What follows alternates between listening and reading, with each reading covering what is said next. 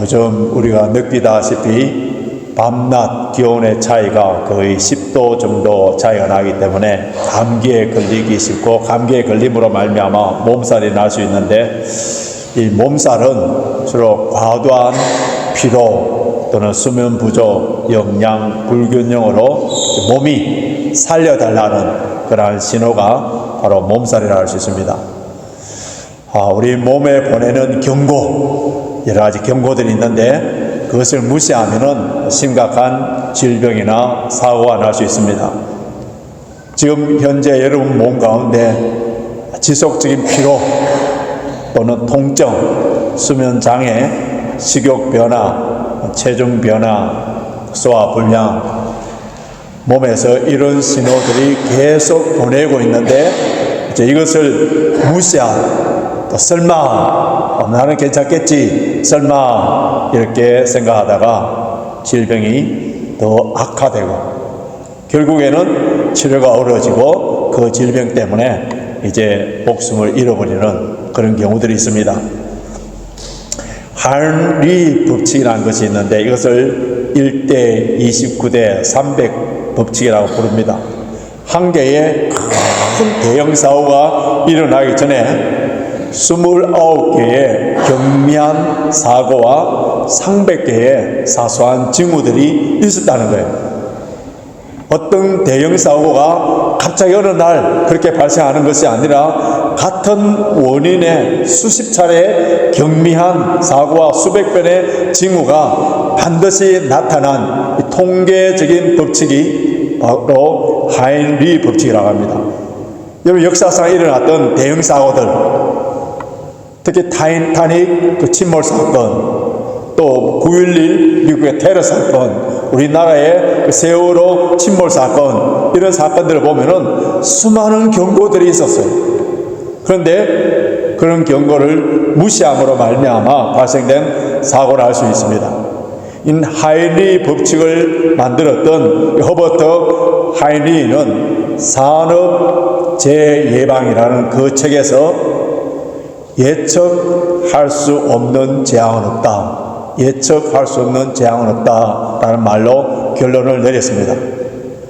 우리 성경에도 보면은 노아 홍수 때, 그리고 이스라엘 백성들이 출애굽하기 전에 바로에게, 애굽에게 내렸던 그 경고, 재앙, 북이스라엘이 아수르에게 멸망하기 전에, 남유다가 바벨론에게 멸망하기 전에 하나님께서는 다 경고했었어요.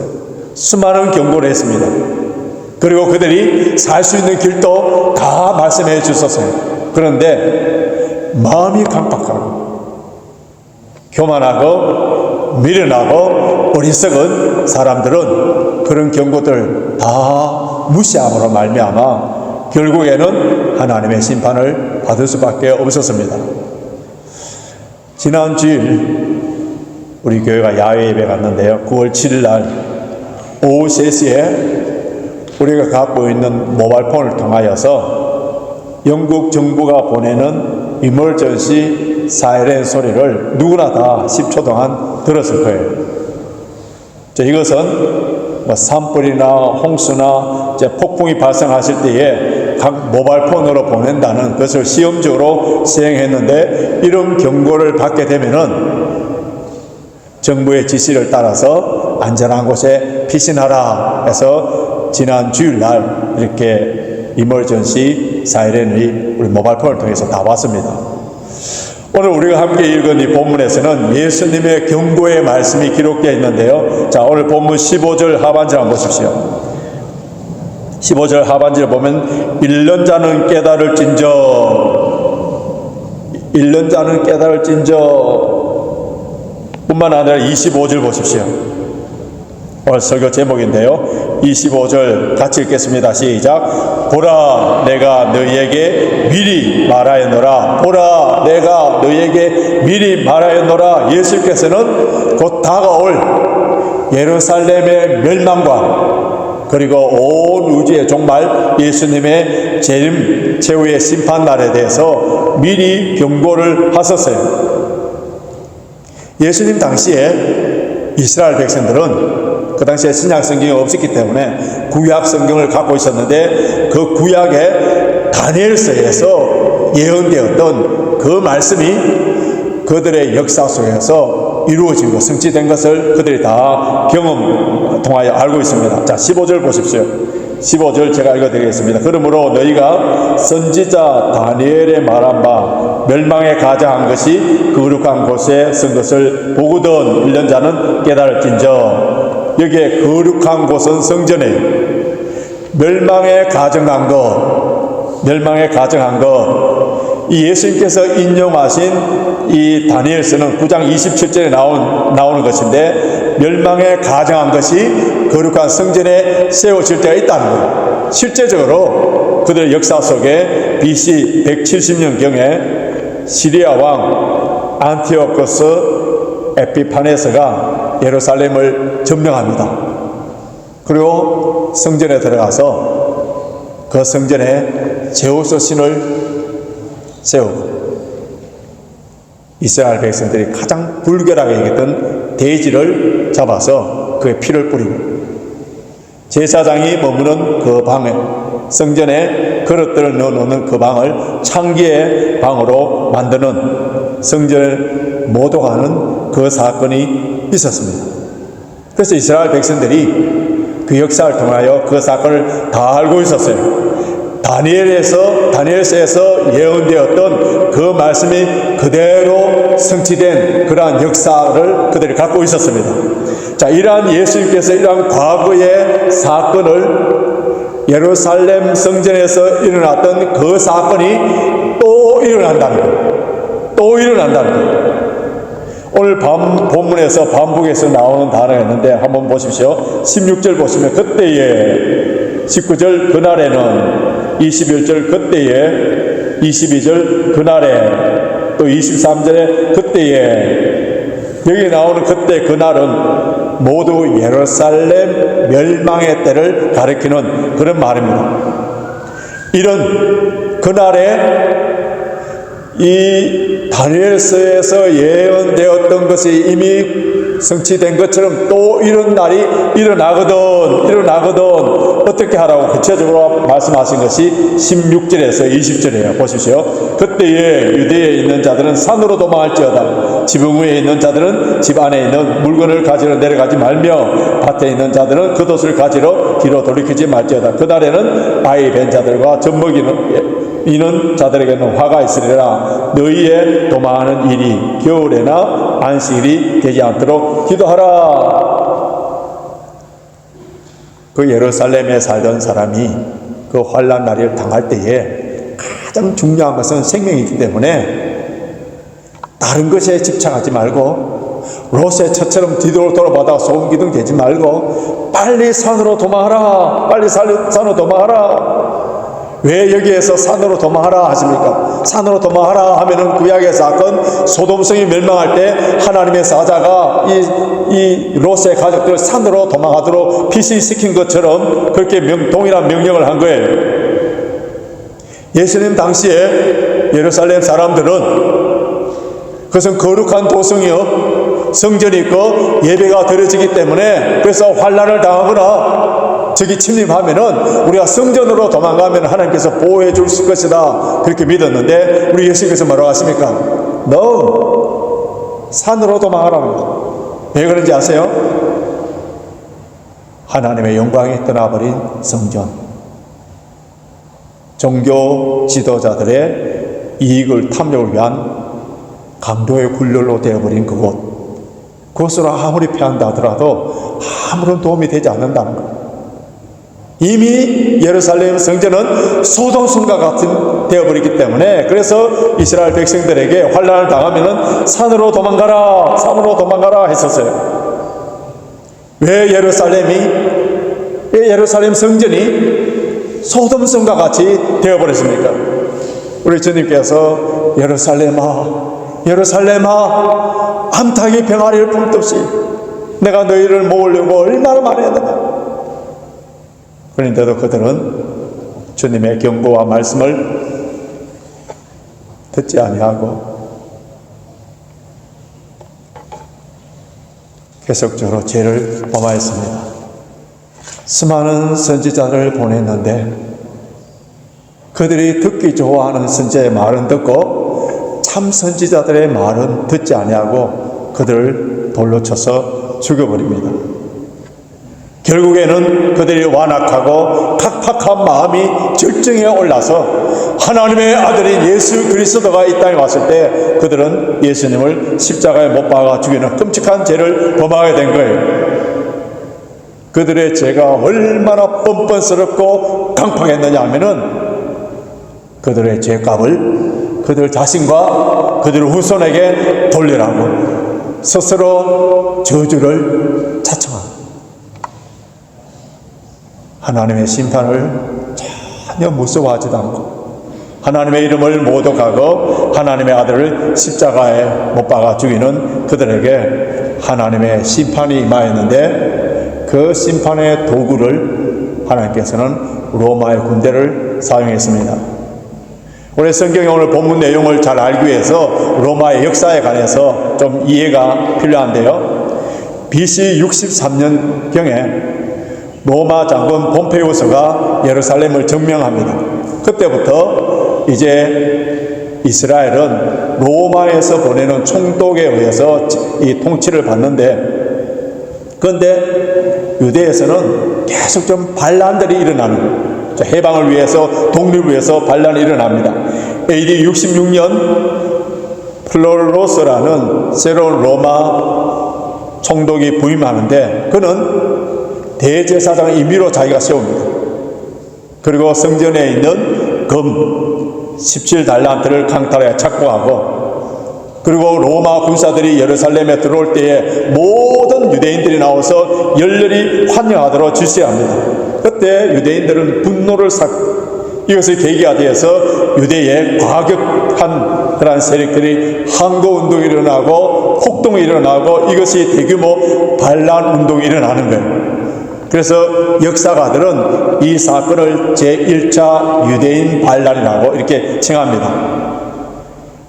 유대에 주둔해 있던 로마 군인들이 이 반란에 전국적으로 일어나는 그 반란의 불씨를 끌 수가 없을 때에, 그때에 AD 67년 네로 황제는 가장 자기신이 총애하고 가장 능력이 있는 베스파시안 장군을 반란을 진압하도록 내보냅니다. 그래서 이 베스파시안은 6만 명의 대군을 데리고 이스라엘 북부 갈릴리로부터 점령해 올 때에, 그때에 갈릴리 지방에서 반란군들을 모아서 이 로마 군인과 싸웠던 아주 유명한 장군이고 아주 유명한 역사가인 요세포스였어요. 이 요세포스가 로마 군인들과 이게 47일 동안 싸우다가 4만 명의 병사를 잃게 됩니다. 그리고 결국은 전쟁에서 패하게 되는데, 근데 요세포스는 로마 군인들에게 체포가 됐지만은 처형당하지 않습니다. 왜냐하면은 그때에 이 베스파시안이 로마의 황제가 될 것이다, 그렇게 예언을 함으로 말미암아 로마의 그 사령부에 머물게 되고, 그는 그때의 유명한 유대 전쟁사를 기록하여서 우리 성경 외에 그 당시에 유대에 대한 중요한 자료를 우리가 얻을 수가 있는데요. 이 갈릴리 지역을 다 장악했던 베스파시안 장군은 68년, AD 68년 6월에 예루살렘 성문에 도착합니다. 그리고 예루살렘 성을 다 포위합니다. 외부로부터 들어가는 식량과 물을 다 차단해버려요. 이제 예루살렘 안에 대대적인 학살이 준비되어 있는 그때에 로마에서 아주 특이한 이변이 하나 일어납니다. 로마의 황제인 네로가 갑자기 죽어버립니다. 그 다음에 세워진 황제가 암살당하고, 그 다음에 세워진 황제도 암살당하고, 그 다음에 세워진 황제가 한 명 있는데, 이 황제가 황제로서 자질이 하나도 없는 사람이었어요. 그 로마의 병사들이 온갖 약탈과 무자비한 살육을 통하여서 그래서 정치적인 아주 혼란기에 있을 때에 그때에 유대를 진압하기 위해서 가있던 베스피안이 황제로 추대됩니다. 그래서 69년도에 그가 로마의 황제의 자리에 앉게 되는데, 근데 로마의 황제가 된 베스피안은 지금 예루살렘을 다 포위하여서 거의 다 점령할 그 단계에 자기가 황제로 갔기 때문에, 그래서 자기 아들 디토스, 우리 흔히들 디도라고 부르는데 그를 보내어서, 그래서 예루살렘 포위했던 그 군사를 통하여서 예루살렘을 다 점령하게 되는데, AD 70년도에 예루살렘이 완전히 멸망합니다. 그때에 성전을 불타고 예수님께서 예언하신 것처럼 성전에 돌 하나 위에 돌 남지 아니하고 다 파괴되어 버리고요. 그때 예루살렘 성이 함락될 때 유대인이 100만 명이 죽고 9만 7천 명이 포로로 잡혀 그러한 역사가 있습니다. 자, 이런 역사적인 사건이 일어나기 전에 예수님께서는 예루살렘에 관해서 예언을 했었는데, 이 역사적인 배경을 갖고 다시 본문으로 와보십시오. 22절 보십시오. 22절 같이 했습니다. 시작. 그날을 감하지 아니할 것이면 모든 육체가 구원을 얻지 못할 것이나 그러나 택하신 자들을 위하여 그날을 감하시리라. 그날을 감하시는 날 언제라고요? 베스파시안이 예루살렘을 포위하고 그가 황제로 가고, 그리고 그의 아들 티투스가 다시 예루살렘에 오기 전까지의 전쟁의 소강 상태가 있었습니다. 그때에 우리 예수님의 말씀을 듣고 산으로 도망가는 사람들은 다 살아남았습니다. 유대 지역을 가본 사람 알겠습니다만은 유대의 산지는 동수로 이렇게 뻗어져 있는데, 그런데 동은 광야에, 서쪽은 평지입니다. 그래서 산으로 도망가야 돼요. 그 산에는 유대인들은 무덤도 굴로 되어 있기 때문에 그런 굴이나 무덤이나 이런 곳이 도망할 곳이 많이 있었어요. 그래서 그 요단강을 넘어서 산지에 있는 펠라로 도피하여서 모여 살던 그 사람들이 로마의 침략에 다 살아남고 초대 기독교를 형성하는 그러한 사람들이 됩니다. 예수님께서는 택하신 자들을 보호하시기 위하여서 로마의 역사까지 주관하신 것을 알 수가 있습니다. 하나님께서는 예수 그리스도의 보혈로 핏값으로 사신 하나님의 자녀들을 보호하시는데 어떻게 하신다고요? 눈동자같이 보호하십니다. 눈동자같이. 이 사실을 삶 속에서 경험했던 시편 기자는 시편 121편에 어떻게 노래했는지 앞에 화면을 보십시오. 시편 121편 1절에서 8절까지 말씀을 같이 했습니다. 시작. 내가 산을 향하여 눈을 들리라. 나의 도움이 어디서 올꼬? 나의 도움이 천지를 지으신 여호와에게서로다. 여호와께서는 너로 실족치 않게 하시며 너를 지키시는 자는 졸지 아니하시리로다.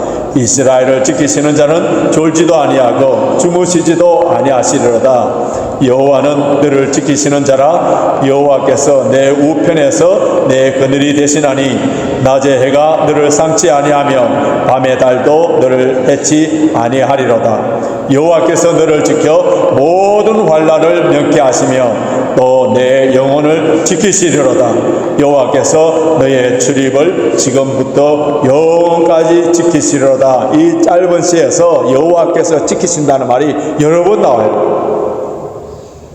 하나님의 백성들을 하나님께서 보호하시고 지켜주신다면 분명히 약속했잖아요. 그렇다면은 우리에게는 시험이나 환난이 없어야 되고,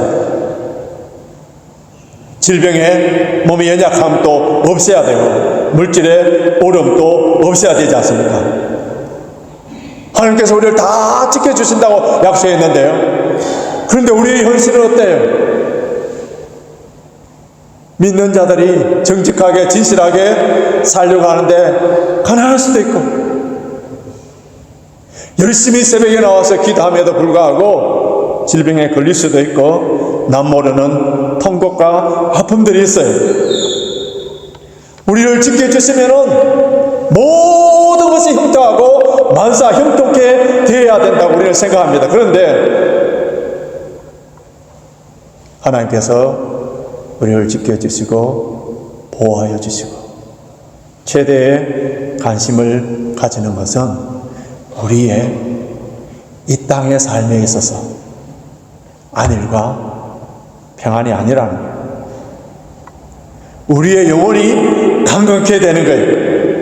우리의 영혼이 강건케 되고 우리의 성품이 주님의 성품을 닮아가고 우리 영혼이 깨끗하게 돼서 우리 영혼이 축복받기 위해서는 때로는 우리 육신의 어려움을 고난을 허용하시는 거예요. 사도 바울 보십시오. 얼마나 성령 충만합니까?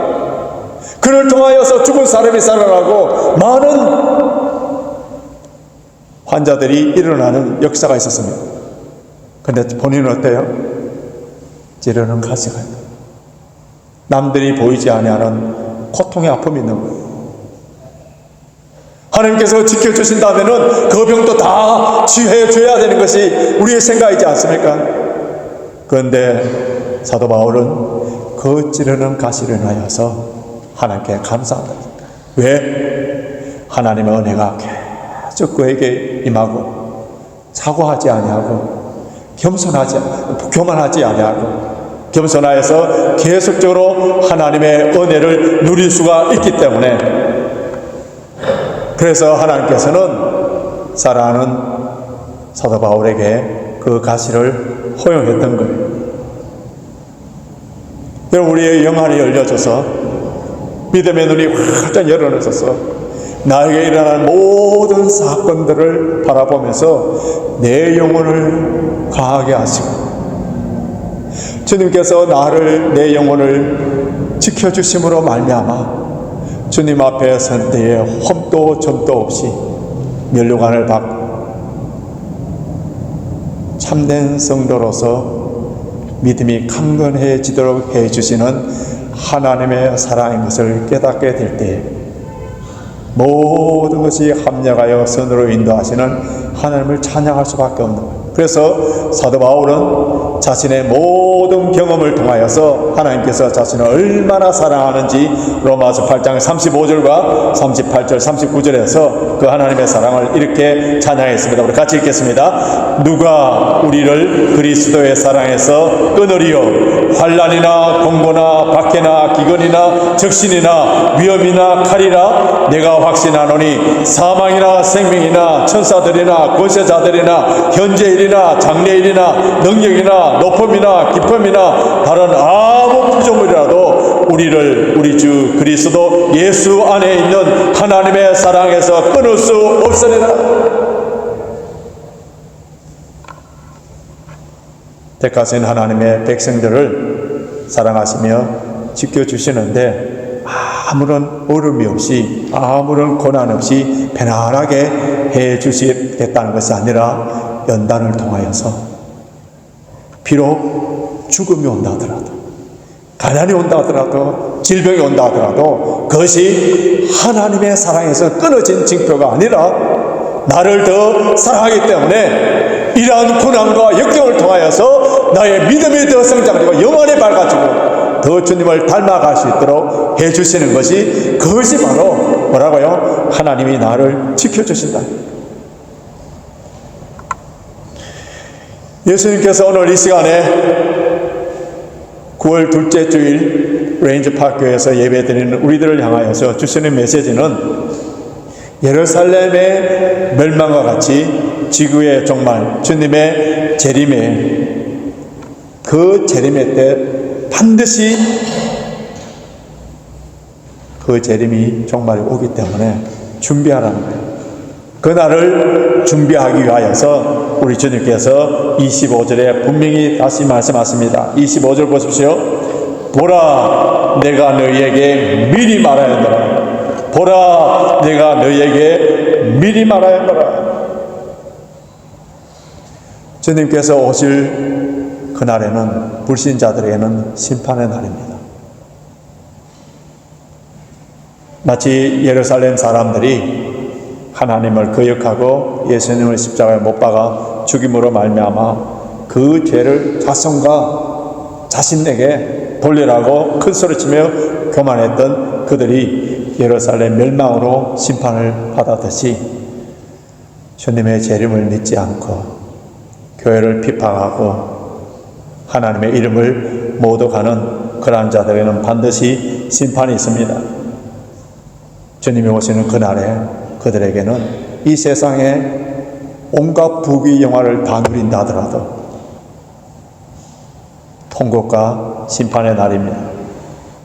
그러나 예수를 믿는 자들은 구름 타고 오시는 주님, 천군 천사와 함께 나팔 불면서 영광스러운 모습으로 오시는 주님, 지금이라도 주님이 오신다면 우리 모두가 휴가에서 공중에서 주님을 만날 것이고 이미 잠자는 자 죽음에서 부활하여서 영광스러운 주님을 만나는 그날, 택하신 자들을 모으시는 그날을 위하여서 우리 주님께서 뭐라고 하셨다고요? 보라, 내가 너희에게 미리 말하노라. 그날을 준비하라는 거예요. 그날을 위하여서 우리는 어떻게 구체적으로 살아야 되는지 우리 주님께서 분명하게 말씀하신 것이 있습니다. 오늘 본문과 동일한 내용으로 누가복음 21장 34절 36절에 나와 있는데요. 누가복음 21장 34절에서 36절 말씀을 같이 읽겠습니다. 너희는 스스로 조심하라. 그렇지 않으면 방탕함과 술 취함과 생활의 염려로 마음이 둔하여지고 뜻밖의 그날이 덕과 같이 너희에게 임하리라. 이날은 온 지구상에 거하는 모든 사람에게 임하리라. 이러므로 너희는 장차 올 이 모든 일을 능히 피하고 인자 앞에 서도록 항상 기도하며 깨어있으라 하시니라. 예수님이 다시 오시는 그날 그 시간에 대해서는 아무도 모릅니다. 그러나 분명한 것은 분명히 다시 오시고 그리고 갑자기 오십니다. 그렇기 때문에 우리에게 매일매일 순간순간마다 영적으로 깨어있으라는 거예요. 기도하라는 거예요. 술 취하고 방탕함에 빠지지 말라. 특별히 생활의 염려로 마음이 둔해지지 않도록 깨어있으라는 거예요. 저와 여러분들이 정말로 이 삶, 오늘 주님을 맞이할 수 있는 그 마음의 준비가 되어 있지 않다면 이 세상의 것에 너무 마음이 둔하여져 있다. 아멘. 주 예수여 오시옵소서. 우리 믿음의 선배들이 동쪽 하늘 서쪽 하늘에 구름만 떠올라도 주님이 오실까 모든 것을 준비하면서 맞이하려고 했던 그 신앙은 우리에게 다 사라지고 여기가 조사오니 생활의 염려로 마음이 둔하여져 있어요. 아무리 재림 하더라도 그것은 남의 나라의 딴 이야기처럼 들리는 그만큼 우리의 마음이 강팍해져요. 영원한 천국을 위하여서 주님의 나라와 의를 위하여서 지난 한 주간 동안에 무엇을 위하여 열심히 살았습니까? 주님의 말씀에 순종하며 오늘이라도 주님이 부르신다면 이 모든 것 다 펼쳐버리고 가야 되는 이것에 염려하며 이것이 좀 없다고 울고 불고 짜증내고 싸우고 이러면 좀 더 많아지면은 마치 천국을 얻은 듯이 기뻐하며 즐거워야 돼. 불신자들과 뭐가 다릅니까?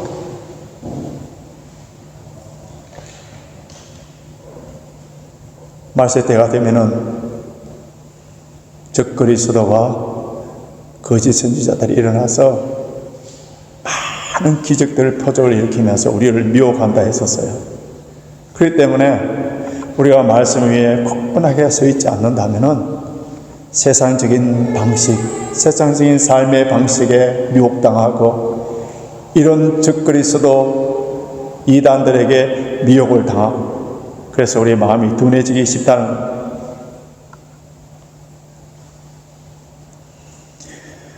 예루살렘 멸망 때에 주님의 재림 때에 세상의 종말 그때에 멸망에 가증한 것이 거룩한 곳에 서게 되는 현상이 있다고 했는데, 그러면 저와 여러분들의 마음이 성령이 거하시는 성전이지 않습니까? 우리 마음에, 거룩한 마음에 어떤 가증한 것이 세워져서는 안 되는 거예요. 마음에, 우리 성전에 멸망에 가증한 것들이 세워지면 어떠한 일이 벌어지는지, 자, 28절 보십시오. 28절. 죽음이 있는 곳에는 독수리들이 모일지니라. 죽은 시체가 있는 곳에 크게 냄새가 나고 악취가 나고, 그러니까 독수리들이 모이고 파리들이 모인다는 거예요. 우리 마음에 더러운 것들이 가득 채워지면은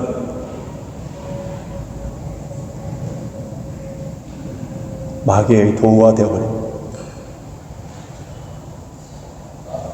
우리 심령 속에 예수 그리스도가 가득 차고 복음이 가득 차고 성령이 충만하게 되면은 생명의 역사가 됩니다. 다른 사람의 생명을 풍성하게 만드는 역사가 일어나고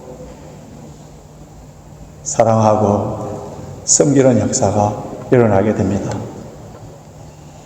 마지막 날, 주님 오시는 그날, 부끄럼 없이 주님 앞에 설 수 있기 위하여서 현재의 삶을 준비하라는, 개인적인 종말이든 역사적인 종말이든 나에게 종말이 왔을 때 주님 앞에 영광스러운 모습으로 서기 위해서는 오늘 우리에게 주시는 말씀, 보라 내가 너희에게 미리 말하였노라. 여러분, 이 말씀은